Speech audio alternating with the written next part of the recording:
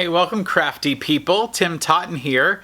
Welcome back to the channel. Today I'm going to show you another mask style, and it's another one that doesn't require a nose wire. Now it might look like a standard sort of just simple Olsen style mask, but the difference is that on the other side there's a little flip fold, and it takes in a little bit of that idea of a nose piece from the 3D design. So I'm going to show you how this one fits. Specifically, as you go to put it on your face, you tip that fold up, put it on your nose, hook it on, and then pull down. And you'll notice here then it kind of pulls that over your nose. Now if you wanted to put a nose wire in that, you certainly could, but actually it does a pretty good job, even with my glasses, of making sure that I don't fog up there. So it's a nicer design, kind of holds on, and maybe isn't as tight as the vertical pleat version that we showed you in a previous video. So let me show you how to make this one, and let's get started with what you'll need. So to make today's project, we're going to need two pieces of fabric, an interior piece and an exterior piece, both 9 inches wide by 6.5 inches tall, so 6.5 by 9. Then we're going to need another piece about 2.5 inches wide by, as long as you need to make it. It's going to go on the two sides of this particular piece as sort of our binding, or you can go ahead and buy some pre-made bias binding if you want to. We need a pen to mark with, a couple pieces of elastic. Now these are going to go through the mask here and then either be tied or with some type of a toggle. So I cut mine 10 inches to be generous for me, but you could have a little smaller, sort of similar to what you would do for a normal Olsen mask. And then of course we need some kind of a grid to mark with, a rotary cutter if you choose to, or a pair of scissors. I use these snap pieces. So let's get started. I can show you how to use this on the machine. So here at the machine, I'm going to take my two pieces, my my darker fabric and my lighter fabric, and put them right sides together. And because we're going to do the side edges will be enclosed by our binding, I just need to sew along the top edge and the bottom edge. And I'm just going to use a 1/4 inch seam allowance on my machine. Now if you feel like you need to pin this, please go ahead. But it is a rectangle of 2 cotton fabrics, so I'm not too worried about it with this machine. So I'll put in and use the width of my presser foot as my 1/4 inch seam allowance.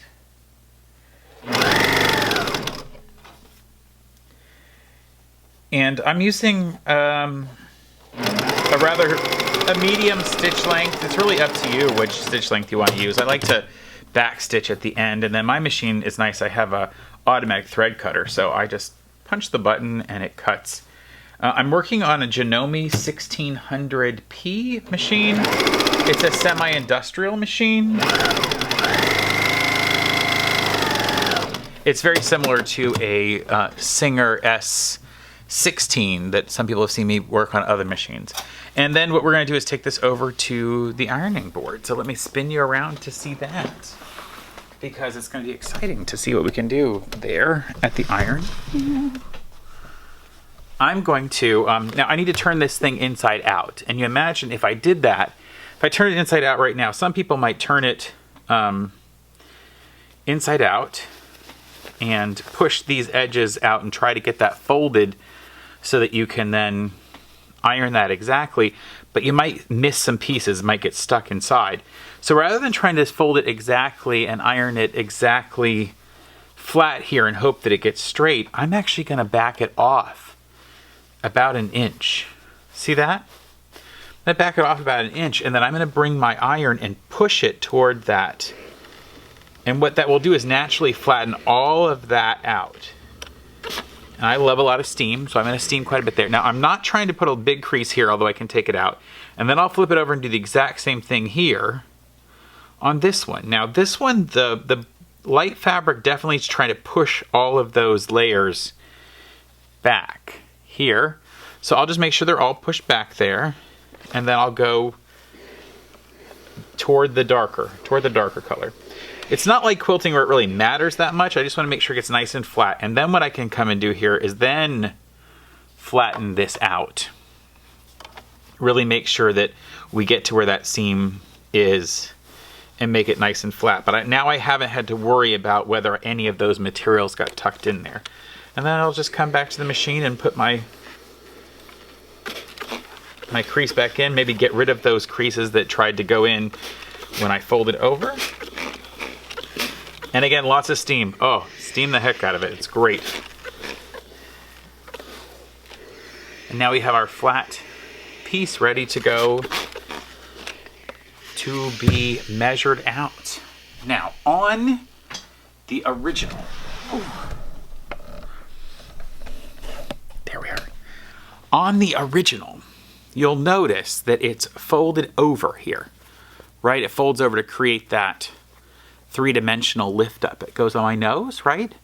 So we've got to fold that over, and then we're going to create a couple pleats. So let me show you how to do that right down here.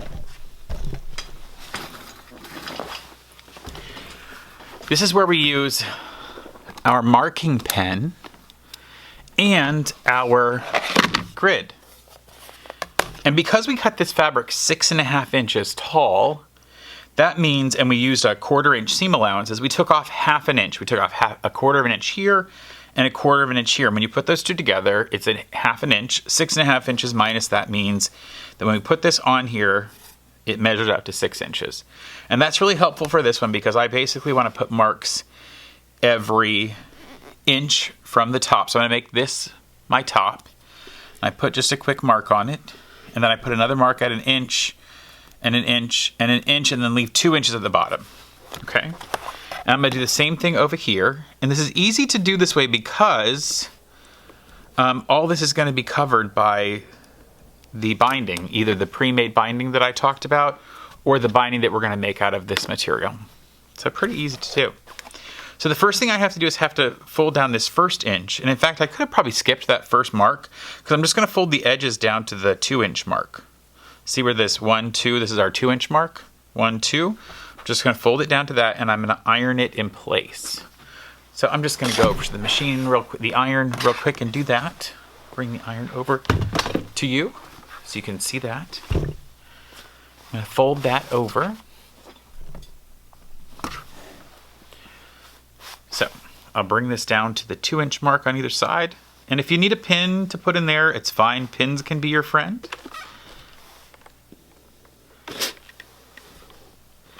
I don't normally iron left-handed, so this is kind of fun to see how that works.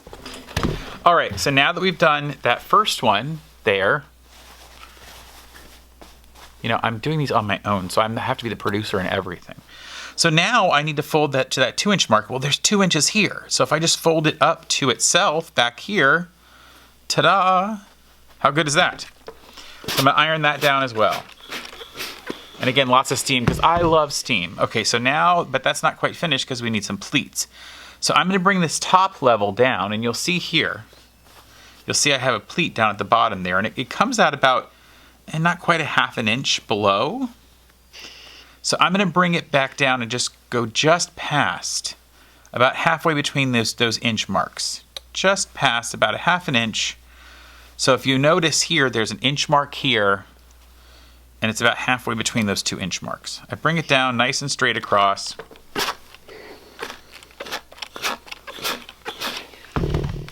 Okay, and the last one is sort of the one you either have to grab on both sides and lift up, like this, you can do that, or you can take it to the other side, like this, go down, almost go down to where, it's hard to describe it, but you're gonna go down to where this flap meets that point at the bottom.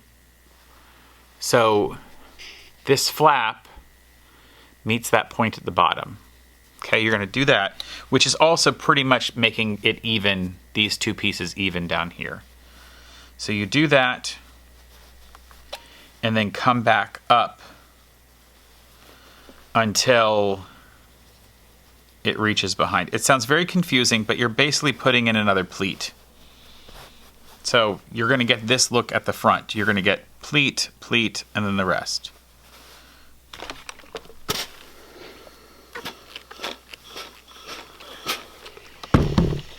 Okay, I wonder if that made sense. If not, let me zoom in a little bit. Let's see if I can't show you a little better what I mean. So, we'll review everything. I'm going to iron it all back out and walk through it one more time. Okay. We're going to fold the top down that first inch. Okay? And we'll put a crease in that. We're going to fold the bottom up 2 inches so that it meets the top. And we'll put a crease in that one. We're going to bring that 2-inch piece down to a halfway point between these inch pieces.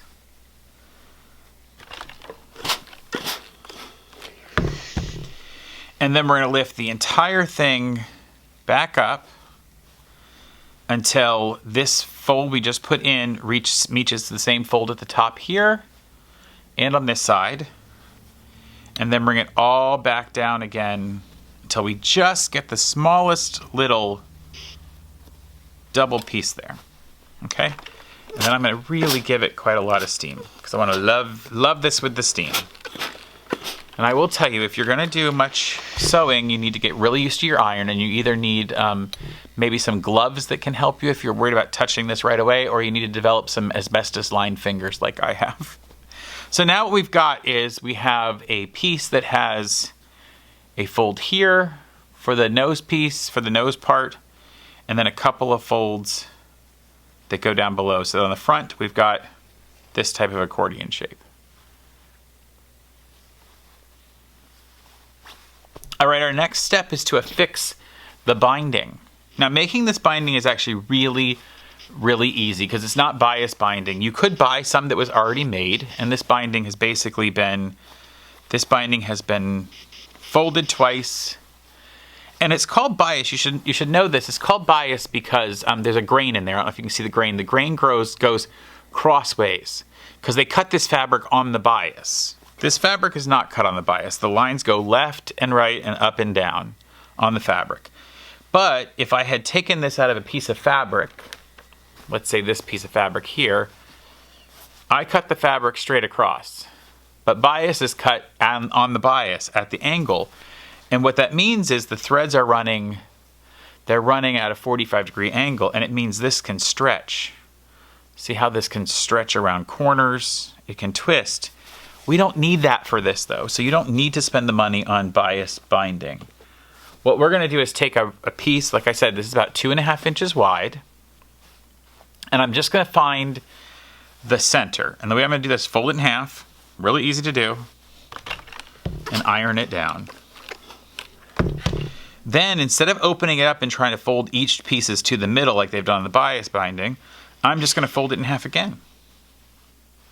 Okay? And that's going to get everything that's going to give me the mark. So now half of it's folded toward the center, obviously, because I can open this up, and this entire part's folded toward the center. You see how it went down to the center that way? So I'll lay it flat and just hit it with the iron again because I love steam and I love an iron. Right, now that's been handled, and then I just fold this part into the half. So I just put that in there, and again, you can let this cool for a second because it's really hot right now. I'm going to just get my iron on that. Give it a little steam love. I'm going to switch hands for a moment because I want to hold this with one hand over here where it's not burning me up. Oh, look how good it is. Now that's folded, and I can fold the entire thing in half, and now I've got, for the tiny little bit of binding that we need, it's ready to go. All right, I've made the binding now. And my next step, see if I can move it back. My next step is to put it onto the mask right here along the edges. Now I use a different color. I use the lining color so you can see the differences in how far it needs to go. So I want you to see that we need to sew that on there and trap the elastic into it. So the way we're going to do that is go to our sewing machine. Let me get you angled over there again. Apparently they tell me I need 2 cameras, and I'm like, I don't know if I really want 2 cameras, and try to figure all that out. So I need to trap that in here, just like this. See how that's going to work? I'm going to trap that inside. But what I really want to do is make this to where I don't have to do a lot of extra crazy work because I want the edges to be folded and I want the elastic already inside of it.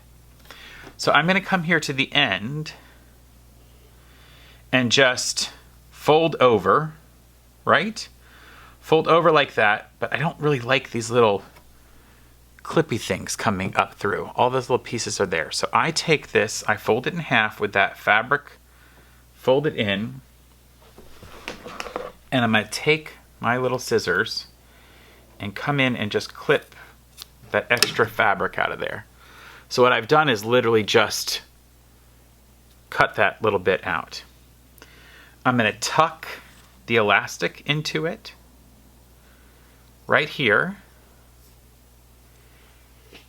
So then I pop that back open, obviously, and I'm going to lay the elastic down, and that kind of holds that in place. I put this down on top of there as well, and in fact, I can, watch this, tuck this underneath that fold, just like that. So you see now I've tucked it under there, and in fact it might be easier to show it this way. I'll show it this direction. I'm going to tuck this underneath.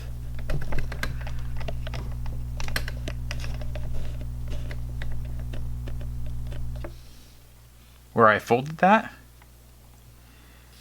right? And here's what I'll do. I'm going to use some pins. I'm going to put a pin in there just so it holds it in place. Let me do the pin this direction. Okay. Holds that in place. Then we put the elastic on top of that. And we want to fold this back over, but I really want to come down to the bottom here and do the same thing. So I'm going to cut the material off and fold it again, and I just want to trim those little corners, so I'm going to pop that corner off on both sides. Perfect. Get those out of the way. Then I'm going to lay my elastic in on top, and that'll help hold everything together, sort of keeps the materials all going in the same direction, and then I'll fold this over the top. Now I fold over the top, and that's trapped everything inside. All right. So now I'm going to go to the machine and slide this on top. Now, if your machine isn't in a case like mine is or in a table like mine is, you may have to put a couple more pins inside. And it's important to notice I'm not stitching through the elastic. I'm stitching next to the elastic. Now I'm shortcutting it because some people will feed the elastic through later, but I don't want to have to do that. So now you'll see the elastic's trapped in there, but it can still move. The elastic is still free to move in that space. I'll take that pin out, trim a little bit, and show you the exact same thing again on the other side. So now here at the other side, I will fold. I'm going to trim those edges, and I'm just cutting it to that fold. You see where I folded it? I'm just going to take my scissors here and trim up to that fold point. Real easy to do. And then again, I'm going to lay this open, put my material on top of it, and fold it down so it's holding on to it. Kind of nice. I like that a lot, actually. And I'll pin this as well because I do think it'd be nice to pin this one up. Now I'm not going to pin through the other side because I need to be able to fold this fabric over. Get my other piece of elastic down here. I'll need that in a second. Now let me go to the bottom, and I'm going to trim the bottom as well. And I'm going to fold that over and see where I need to trim, so then I can come in here and cut the tail off again. Ooh. Right. Cut the trim off on the other side. All right, that's in place as well. I could pin that if I wanted to. In fact, I will. I think that'll be easier. Pin that one in place. And actually, I should go this direction because I did it on the other side. Right? And in fact, I could pin each of these as well. These little tails. This really just depends on how much you feel like you need the pins in place. And I think, pinning and ironing are two of my favorite things if you need to do them. So now here it is, ready to go. And I'm going to put my elastic in there, put it right into the edge where you're going to fold it, right into that edge. And then just fold this thing over like an omelet. Just go in half there. And that's why we cut this thing at 2.5 inches. So when we folded it, it would be wider than this elastic. And I'm going to run right along the edge of that. Somebody yelled at me on another video, make sure you take your pins out before you sew over them. I wear safety glasses for my eyesight, so I don't necessarily worry about that. But, and there you'll see, we have now put that elastic in. I can slide it. And we're back to the next step. And the next part is, now we've got those pieces finished on either side. Ooh, where'd you go? There you are. And I can go ahead and finish off these pieces of elastic however I want. Like I might put a little knot in them or stitch them together and put like a toggle or something on those. I'm just gonna tie a knot for now, but you can finish this however you want. And in fact, one of the fun things to do would be to, and let's see how close this is in my head.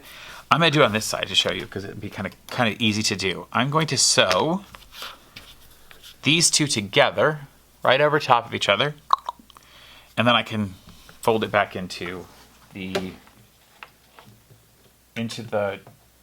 device. So I'm going to sew them together. Actually, I'm just going to butt them up to each other. You'll see what I mean in just a second. And you could stitch it by hand if you wanted to, but I've just sort of folded them together. And then I will pull all the fabric until they go inside. Right? Oh, that was so good. I think I'll do it on the other side. And actually, I'll bring you over to the sewing machine so you can see what I'm talking about.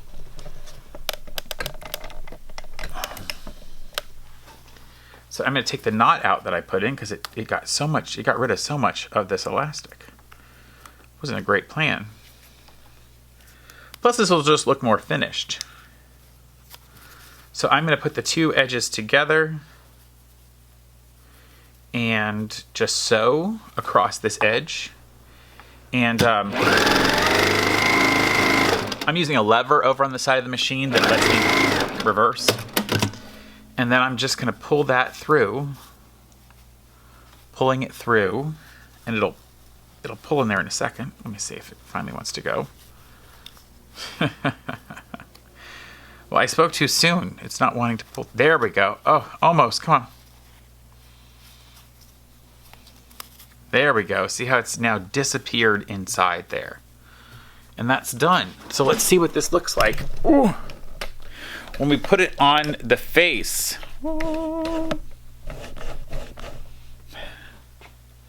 So I would put this on my face, right? And again, because of the way it's designed, I flip the nose piece up, and now it hooks over my nose. Now, I will tell you about this one. I cut the elastic a little long, so you might want to experiment with how long you make your elastic. I would probably now, going this one, I would adjust that, maybe put my toggles on it so that it works better. And in fact, I have some toggles here, so I'll grab a couple and show you how I would do that.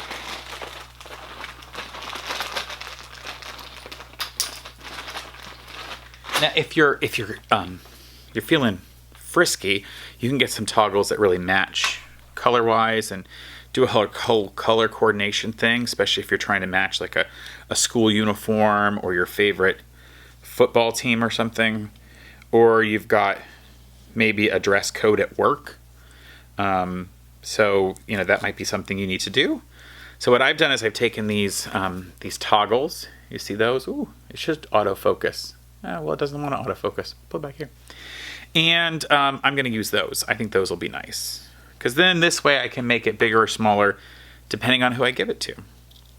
You can also use some toggles that I will show you. They're called like silicone elastic something or other. I'll put them down in the description so you can see how that goes. And these are now, I put it through. So that gives me a little bit tighter. So I'm going to take this part and open it up and put it on my nose. Around my ears, and there we go. Another mask that is made for somebody with glasses. Goes a little tighter on your nose there. Doesn't have to have a wire in it. And it's adjustable with these toggles. More like a traditional Olsen mask with the side-to-side vents, side-to-side pleats. And I really want to tell you really quick, if you decide to, you could leave an opening on the bottom to fit a filter in, or you could sew in a filter pocket on the inside if you wanted to, so that you could add a filter to this as well. All right, crafty people, this has been Tim Totten. Thanks for joining me on the channel. Follow us next time, or subscribe now, or do whatever they tell you to do on YouTube so that you can see our other videos, and watch us next time when I bring you other interesting crafts that you can do at home. Bye for now.